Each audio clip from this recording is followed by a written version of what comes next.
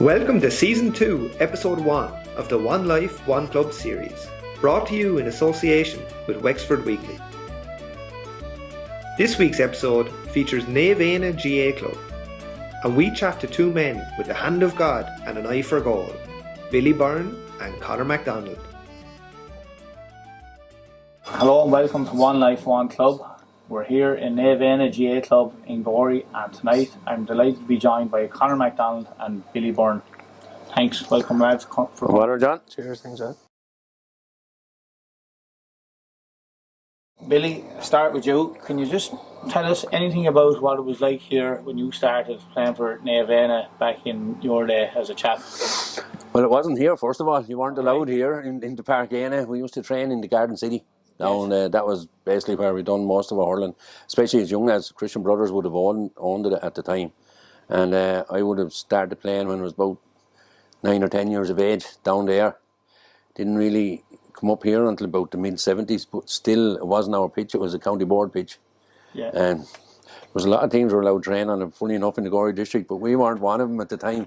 But no, that's when we done most of our training. We came through the ranks of playing in the Christian Brothers School and then moving on to the Naomh. And Naomh was formed in 72, I think, around there, and we were lucky enough that the underage started to come very strong at that time. There would have been a team ahead of me and we would have been beaten in the under-12 county final. And then 2 years later we were beaten in the under-14, but we won the under-12, like Sammy Walker, Brendan Sheen. There was a lot of good hurlers that came through on that team, and the team that I came through then, basically 2 years later, it would have been, we would have had some good hurlers on it as well, you know, Jack Kavanagh, myself, Tom O'Neill. There was a lot of them ended up playing sort of intermediate senior with Gorey, and they came up maybe around 18, 19 years of age. And coaches and mentors at the time, Billy, who would they have been? Well, funny enough, and he's still probably one of our ex-presidents, but would still be very loyal to the club. A great clubman was Ty Kelly, who would have been the guy at that time. Now, there was a brother O'Neill who actually won an intermediate medal with Gorey in 74, and John O'Leary, who would still be involved in the club now. But they were the mentors at the time. But Ty Kelly would probably be the driving force behind myself, because in 72 I lived just outside Gorey here on the Courtown Road. But we moved out to Courtown in 72. I would have started hurling in 69. I think every young lad that was around started hurling in 68 anyway, after Wexford won the All-Ireland. So it was natural enough. It just tells you that's winning All-Ireland means. That's what it can do. And we would have moved out to Courtown then, out to my granny's house in Courtown. And but we wouldn't have had a car at the time. So Ty Kelly, who was a teacher, had a car, and used to call for me in the evenings of training and Sunday mornings, bring me in and out, and it was a fair enough drive at that time, you know, in the early 70s. Would there have been many families out there that would have played hurling, Billy, out in Courtown? Or? Well, there would have, but at that time, and it's still like that would have been Red Namara, Ballygarrett at the time, is what that would have been known as. Right. But the fact that when I started my hurling, it was in Gorey. I still kept going to primary school in Gorey, so I wasn't going to go with the black and amber of Ballygarrett or the Star of the Sea, even though my grandfather was. But my grandfather was actually a founder. He was one of the founder members of the Star of the Sea, Red Namara. So they would have a big connection with Ballygarrett. And to be honest with you, if I'm not here playing and shouting and working with Gorey, I'd always be going to look and see how Ballygarrett be getting on, even though one or two of them still say they should be playing with him out there. And Conor, just move on to you. What was it like? What age were you when you came into Naomh? Yeah, I was probably underage back then. There's under 6s and 5s and the academy and the whole lot now these days. If I wish they were there when we were there, instead of going in as a 5 or 6 year old and getting better around the place there. But sure, maybe that's what crowned us at that age. But I probably started out there probably 4 or 5, going up to the street leagues there. I used to be on in Garden City the whole time. Probably where most of our age group now have started out. Brendan Sheen used to run them, didn't he? Billy used to always run them, and a few others. Obviously, there was used to be serious crowds there. And Billy used to be up there, and Damien Henry came up one night, and sure the whole world was taking shots on him, that kind of way. But that's where it started for me, and there was really good connection with the school as well in the St. Joseph's there. Podge and John O'Brien, Podge Cronin and John O'Brien, they kind of really helped their development, like as a group, and we had a lot of success there. Did you win any record leagues there? I think I've 6, I think. 6? Three hurling, 3 football now, so I think... Not too bad. 5 or 6, I think, but it kind of dried up then. The Raps kind of took every county final from us, hurling and football, all the way up to minor and that, but yeah, that's kind of where it started for me, and then we kind of came up here then, say, under 12, under 14, 16, all the way up then, was always up here. Yeah, and would Podge Cronin, were they your coaches in the club as well as the school? They were definitely heavily involved in the club. There would have been, say, underage, there would have been my father, Bomber Kennedy. We would have had Pat Doyle, Louis, Podge Cronin would have been involved then heavily, and they actually kind of brought us the whole way up then, that age group. Say 2 years above my age, you'd have like, say, Conor Hughes, Padraig Doyle, Spud Murphy, all these lads, and then it would have been, say, Sean Doyle, Owen Conroy, and then myself, and Grow Cullen and Bomber's young bomber. We would have been kind of tight knit there in that kind of 2 age groups. That's probably the biggest kind of retention crop we've had. Yes. And that's sure it's transpired then into the senior ranks. Billy, what would your standout moments of your Naomh Éanna career be? Yeah, I suppose you'll always go back to county finals and that, but I was lucky enough to be involved with some very good hurlers in Gorey here, and we were really not allowed into the Park Éanna here. It's ours now and it looks great and all, but we won the intermediate in 74. We also won the under 14 premier and a lot of them sort of came up.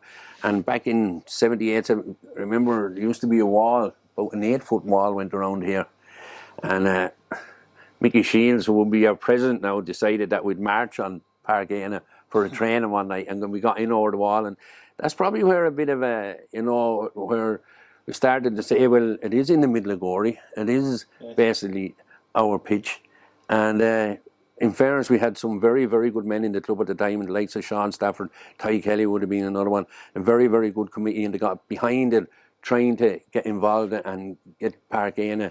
And it was a county board pitch. Now, there would have been a lot of Wexford matches played here at that time. I think they would have played Cork up here. There was a lot of matches would have. Memories. I used to live across the road there. Yeah. And that was my first memory. I remember lads knocking the door so you could park the car in the driveway. Literally across the road there I lived, yeah.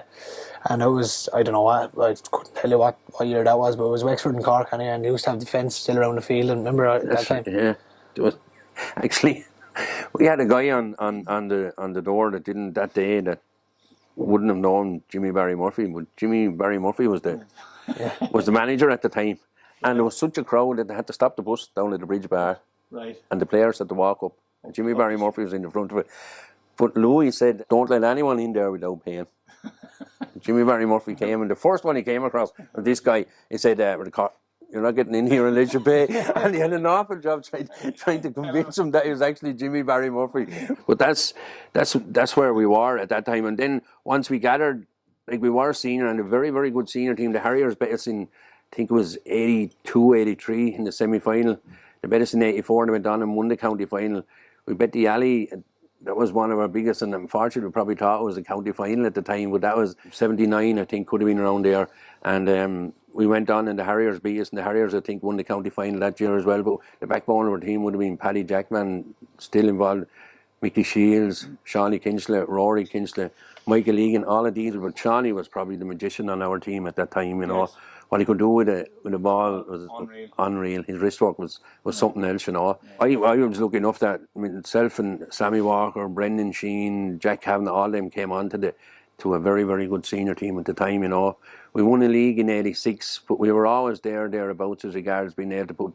But at that time, the Alley and Ratnure were just the kingpins of Wexford, and when you came up against them, if you beat them, was nearly your county final at the time, Conor, what was your standout moment of your career? So Billy's was marching on the pitch here back in the day. I think I might trump Billy's one, I'd say. It was a march, alright, but the standout for me was probably marching down the town with the Bob Ball Cup. 2018, yeah. No, we've had some unbelievable wins. There's one that stands out to a lot of us, kind of the older lads on the team, when we played Askamore in a semi-final of intermediate down in Monaghan. And I remember it was just the kind of start of, say, that crop of players kind of believing that we were going to go somewhere, and we ended up playing Crossabeg in that final and winning it. But that was kind of a real turning point. I remember we won that game, and I think someone came out like as if they were, Larry O'Gorman with a ball and drove out into the stand, and everyone was hugging and all that. And it was last minute stuff. I think Benny stopped Tompkins or something like that in the last second, like. But that was kind of the start of it for us. But I'd say definitely like walking down the town there, the emotion in people's faces, but like it just by all, you nearly getting goosebumps here now. Just thinking of it and coming up here just to meet the people that you've grew up with and your family and friends, and while it was off the field, it was very much kind of because of what we did on the field. Conor, I'll start with you. You've played with a lot of good players in club and county, but who would have been the best players in the club that you would have played? Well, sure, underage I would have had the likes of, we would have had Owen Conroy, Sean Doyle. Yeah. Owen Conroy he's hurled inter-county for Wexford. We kind of grew up on county teams together. He was always kind of 1 year ahead, like. Yeah. So he was always up there, always kind of, you'd be always kind of in competition with each other growing up too, a little bit. He was the back and I was the forward kind of thing, and there was that kind of pressure and bit of competition. Yeah, you would be, of course, yeah.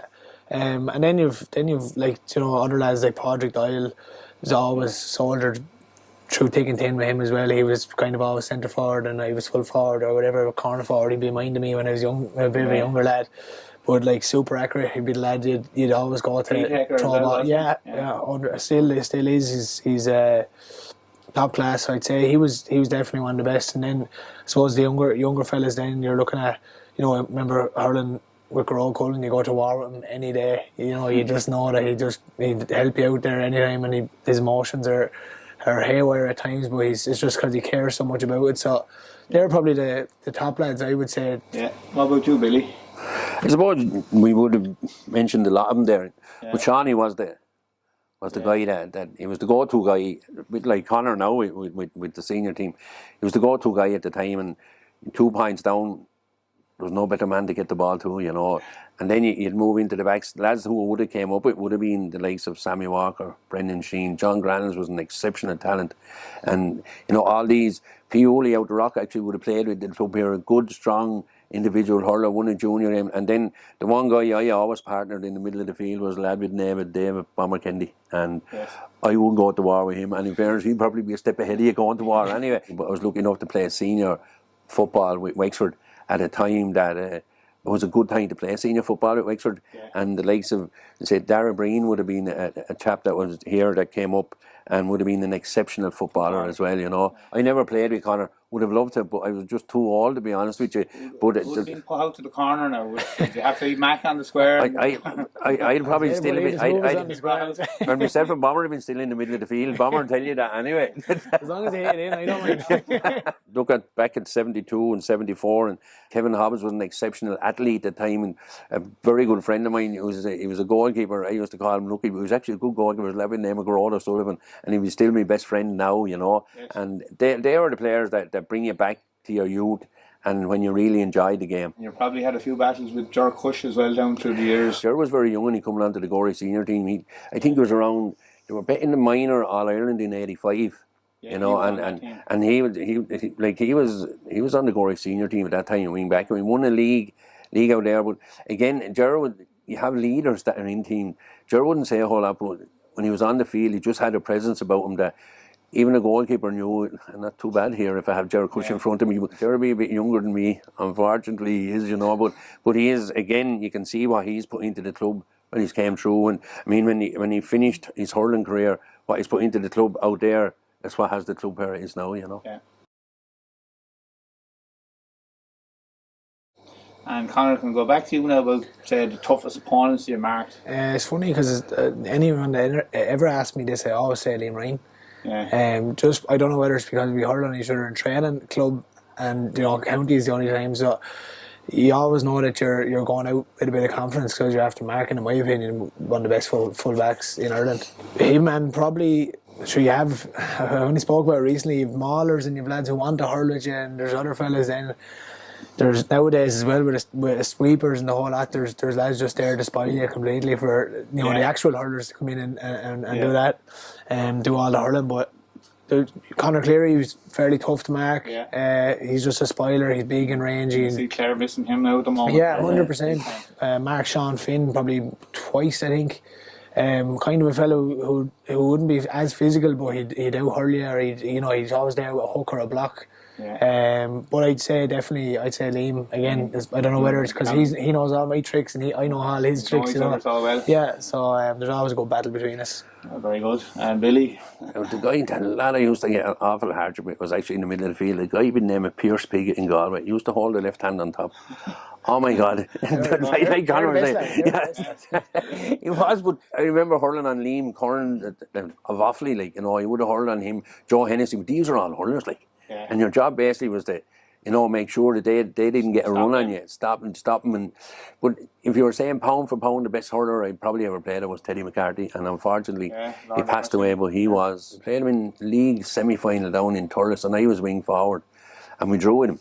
And the replay was actually in Nolan Park. I don't think I hit one ball. I might have hit one ball, and I said, I ended up getting man of the match from basically stopping him, like, but he was the total athlete for a guy that I think was only 5'11", but there was one or two pictures and he'd always be up in the air and you'd be just standing on the ground. But I'd say pound for pound he was an exceptional hurler. Yeah, but you got man of the match another time in Leinster final.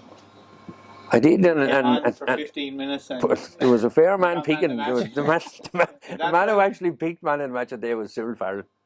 A man who I would have great time for. Yeah. You do now, but he trained us for a year. Like he was one of the best trainers, managers we ever had. And I broke my 2 fingers that early in that year, and it was coming into the championship, and we were playing. I think we played Laois, and I was on the line, and the fingers were coming back right, and we were only won by 2 points. I think I was about where the counter was, and he got a ball and he threw it at me, and I caught it. He says, "You're going to be playing next week. There's no more of that shite of being injured." And I always liked him. He had a different way about him.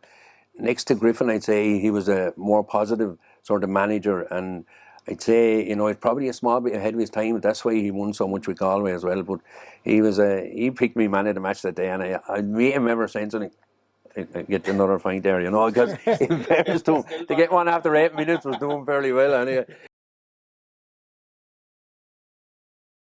Well, Billy, would you be able to tell us about any of the biggest characters or jokers that you might have in around the club?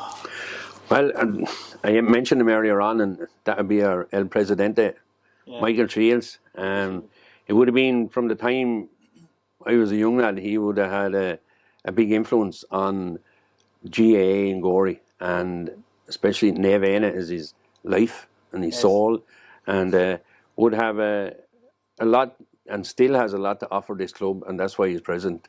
But he'd be at every match, that being from under 8s up to senior hurling. And even football, he'd be at every game, and that's why he considers it a big, big honour to be present in this club. But he'd be one of the bigger characters, I'd have to say, at this club. There used to be a guy here, a guy by the name of Brian Brennan, who would have been on them underage teams that would have came up with me. Would have hurled minor with Wexford as well. But a great character that was in the club come over, but we're going to try and get him back into the club. I see him back with the young lads here again. But Sean, he'd be another one who would have done a lot. We'd be standing on the far bank there at most matches, and we'd go through the team tooth and nail, whether it be Conor or Andy, we'll always have our say on it. And it's a pleasure to be standing on the bank down there at times just to listen to. And then Podge the Wire be another one. These lads there's 5 or 6 of them that are sort of. Jack Acton used to be up here, but Jack is getting on a bit now. But we have to every time he'd be asking about the team, what's going on and everything. So characters in the club. Unfortunately, we've lost some very, very big and good characters and leaders in this club over the last number of years. You mentioned the likes of Duckman Kennedy, Nicky Stafford, Sean Stafford. You'd forget that to me, but they were characters, and they were the people who brought this club to what it is now. Yeah. Very good. And Conor, would there be any jokers in the dressing room there now? Yeah, there's plenty of jokers in the dressing room. Yeah, just to touch on what Billy was saying there. There was nearly a stage there when you got your judgment on the hill after buys, you're going all right. If if you're coming off and you're not getting a bollock, you might be getting off if you're their mentors, but if you're not getting off the boys, you'll be going all right in there, like, so and they'll go down to town and say, "Oh, we're going all right." You're not too bad. But no, sure, Mickey Puddin-Dial's another one. He was always up around. He used to always just tip up in the car. Any match that was ever on, hail, rain or snow, they'd be out. Podge the wire. Generally, any lad that pops in here after any championship game, we've kind of made it a rule. And it's probably a sign of the group that we have. Probably 2017 or 18, we always said that no matter what day we play a game, everyone just go back to the complex, whether you haven't a pint of water or a pint of stout, doesn't matter, just get back. Mm-hmm. And that's really worked a treat for us, and I think is a kind of nice thing for the club even, that everyone knows now, yeah, the lads will be back there, have a chat about the match or whatever, and, Podge Dwyer would always be standing in the hatch there, there's a crew there that always have their tuppence worth. You've Louis Cullen, Pat Doyle, Charlie McGuckin's father, Shane. He'd be jumping in if he gets going on the powers now. You know all about it. He'll be singing. He'd be no better, and they stand up beside him either. By the way, in the dressing room, there's plenty too. Sharon Conroy, crazy man. He could come up with anything. Or if there's anything going into WhatsApp groups, or if you ever want information on any man in it, you go to him. Sure, the Malays are absolutely crazy as it is. They're just known to be crazy. I think the whole county knows at this stage. But no, look, we've a good group. Everyone has their own little characters, and everyone kind of growing into it. We've young JJ Twomley there at the minute, and he's coming in. And he's wild for sure. He's kind of our wild, that kind of. Would there be any say people in the club that wouldn't be in the limelight? A lot of women have made this club with the work that they do behind the scenes. Well, Conor will probably be better at naming them, but you'd have Tracy Finn there, and she looks after the membership now. And it's just brilliant what you've done, And if you haven't got paid by a certain day, and that's made some difference to our club. Like again, Aoife Cullen will be involved in the club to do the groundwork, and Alan Cush will be very, very good in the club here now as regards the work he does behind the scenes as well. And there's 5 or 6 Alan Cushes in that you don't really hear a whole lot about, but they put a Pat in here 2 weeks ago. Yeah. And those people came in that you wouldn't see up there maybe and out training teams and that, but they are the fierce pride in this club and involved in it.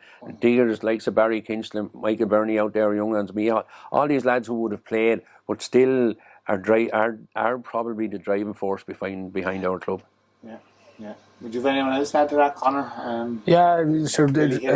He more or less hit them all. And I always see going around the place is Colette Kinsler. Barry's since he stopped playing is heavily involved in the underage as well. Michael Burney's always in around. Yeah. Michael Dwyer's, I don't know how many teams he's involved with, or sometimes I just wonder, is he involved with the team? But he's there anyway, and just to give a helping hand out, he's involved in the committee. And my mother used to always say he's going to be president of Ireland, and he might be, but he's that kind of character, and he will never say no to anything, and he'll always find the answer for you. And like when you think of Unsung Heroes, like you'll be going through everyone, you'll be thinking this, but lads, I would have been involved with the likes of selection committees, and there's 2 lads who would have came into the town. One of them would have been John Lavin. He's here since the 70s, he's sort of really a part of Naomh, and Kieran Dwyer with the other. He would have been involved, him and John would have been involved in a lot of underage teams that came through, and he would have, they would have been the good lads to be involved. I always like being selectors with him because they're easy to work with, and if you've done the wrong thing, they wouldn't be long about telling you. Sure, that's what selection is all about, but they're a hell of a lot more than just selectors to this club. John had been involved in football. He would have been sort of, him and Duckman Kennedy would have been the Mr. Footballs of this club here, And Kieran being the same, very strong club man. It was good to have him in the club. Not only that, when we're looking at a lot of the teams that are playing now, that we would have came through, them young lads would have came through the hands of John Lavin and Kieran Dwyer. A lot of them, from right on the junior B team to the junior A team to the senior team. And it's nice to think that these lads had a big input into where Naomh is right now. Where it is today. Very good. And who's the current chairman, did you say, Billy? Tony Malloy. He would have been, here for a long time, got involved in the underage section, and, he would have sort of taken over, unfortunately, from Nicky Stafford, who was, the heart and soul of this club as well. And anything you see progressive in this club would have came through the likes of Nicky Stafford and the committees that would have been involved under him and before him, with the likes of Sean Stafford. So Tony is following in a good line of chairman there, and good hard working man, involved in the teams and involved in a lot of what goes on in the club as well, you know. Okay, we're going on to the friend or foe section of the podcast, Billy. So explain this one to me now. I'm going to name out a couple of clubs to you. Move to telling me now your honest opinion of them. Are they a friend or a foe to Naomh Éanna? So we'll start with St. Martin's. So You picked a good one there, didn't you? Well, funny enough, whether you call them friend or foes or not, you have to respect them. And any team that you call a foe, they are a foe, because that's. But just talking about the dream of life, I used to have them in the car going down to the matches. You know, I'd give them a bit of a chat, and we're going across the Slaney. You know, and then, no lads, we're going across this. You know, get anything easy down. You put on this boom boom music. I had to stop playing it because my life just used to drive me mad, like, you know.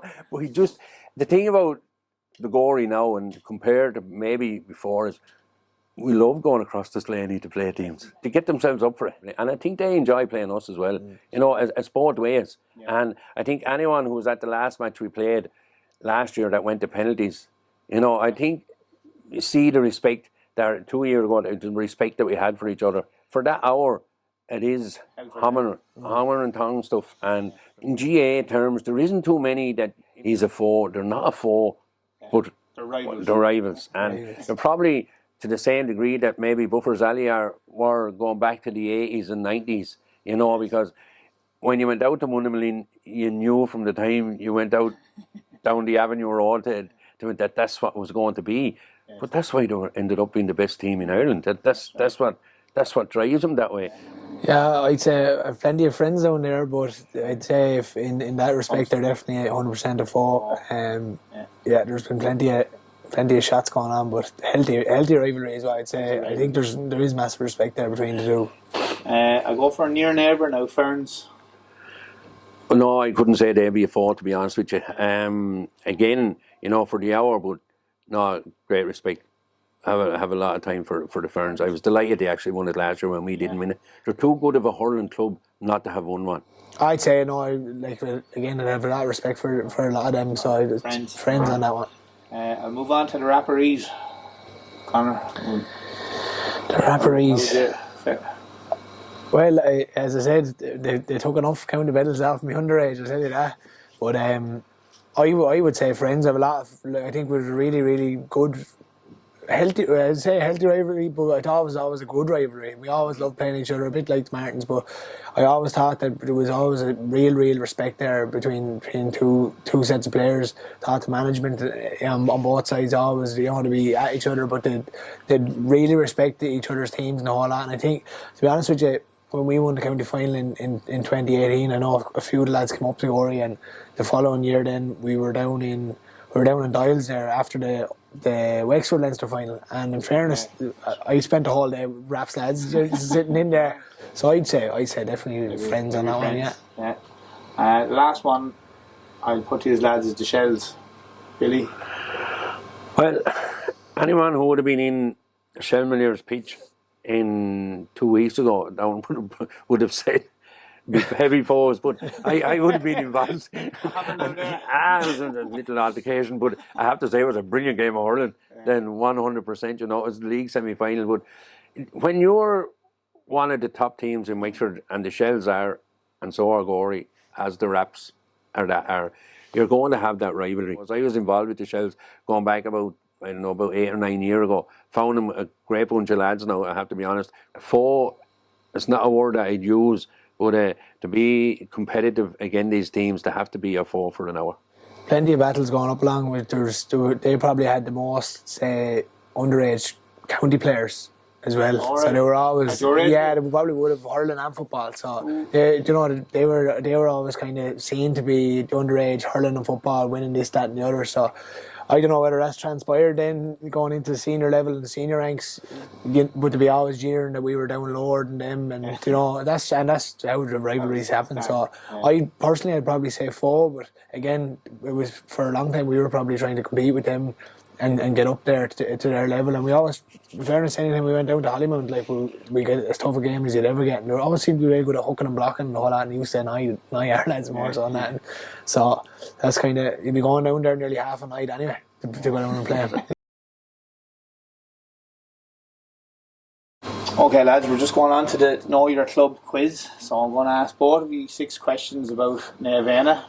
If I get 1 out of 6, I'd be doing well at it. So the first one is, in what year did Jerk Hush retire from inter-county hurling with Wexford?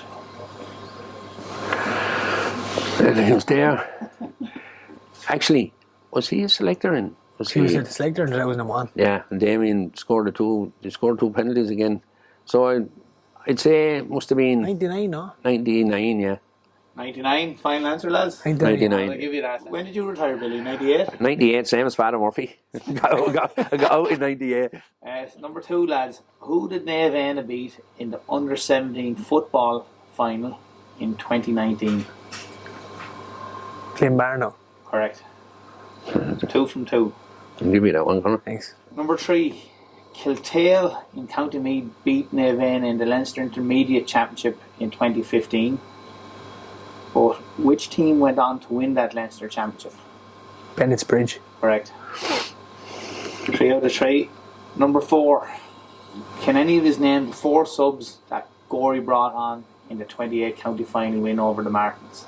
William Cullen. Correct. Connor Hughes. Correct. Lee Kinsler. Correct. And... Rod Cullen, no? Oh no, he was injured. Oh, no. One more. Oh, Jesus. Says I can't think of it. I was crying at the time, anyway, so in fairness. That's what I was saying. Oh, lads. I may give up on that one. Jack Hush. Hush? Yes, I suppose he would have been, yeah, sure, he was playing outfield at that time, wasn't he? Naomh Éanna beat Rackrow Cushenstown in the county intermediate final in 2001. But who did you beat in the semi-final that year? St Mary's, Rosslea. Correct. 4 out of 5. The last one now, lads. What is the slogan on the Naomh Éanna club crest? What does it say? No. Oh, I know it. Are you going to I don't know it. Neil Lane, come on, or the come on fan. That's it, lads. Yeah. What now? Yeah. What does it mean? No place like your own place. Or no club like your own club. Correct. 5 out of 6. That's a good well one to know. No, we had the quarter to sprat this year. Is there any future developments or things going on in the club? Like any more work to be like you have a fine complex and grounds and all now? Is there, you mentioned about the walking track. Is there anything else? There's two dressing rooms gone in kind of, I suppose, state of the art dressing rooms gone in, and storage and referees rooms and all that crack. There's a handball alley's gone in. We've a gym there at the moment. Probably 70% finished. You know, like it's definitely functional and all that. But I think in general the developments at our club is based around probably the population of Gorey and how quick it's grown. And you know, the next stage for us is probably the lads upstairs and how they're going to manage all the numbers that are going to come in the door. And we're doing an awful lot of work at the moment with academy and underage stuff and implementing other stuff like, you know, autistic Saturday, you know, kids coming in on a Saturday and you know, it's really good. Like when you look out there tonight, you have maybe 40 young lads under 12, another 40 and under 14. We used to train down in school sometimes. Right. Yeah. But when you look at the amount of houses and everything that are around the area, it's only right that we should be sort of, as a community, we should be looking after these kids. The way it's growing, we will need more pitches, and I'd say that's probably in the plans as well. The one thing that I would like to see growing, and it is starting, is the female side of the sport. It is growing, and I think it'll grow. The likes of Camogie, the football, they're playing rounders down at the back here. They've the mothers and others, all that sort of stuff. And really, as I said, it's about community. Yes. And we want to be the heart. We are the heart of this community. As I say, it's about really contributing to the community that we all love. Hey boys, so the last thing I want to ask you is your predictions for the current year. Okay, so we'll just start with the All-Ireland. So you're down to the last 4 now. Billy, who would you put your money on, the All-Ireland hurling champions? Well, I have my money on Clare. I've done that for the last 3 years and they've let me down, but I would never write off Kilkenny. Limerick are favourites, and you'd have to say they're going to be there for the future and they're probably the team to beat. I have Clare back, but still think Limerick can probably come through. Yeah. Connor? I think there's a massive semi-final in Galway.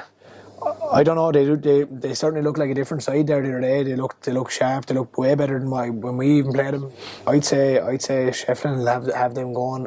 Just after last weekend, I just have a sneaky feeling that it's kind of going the right direction for them. Football champions?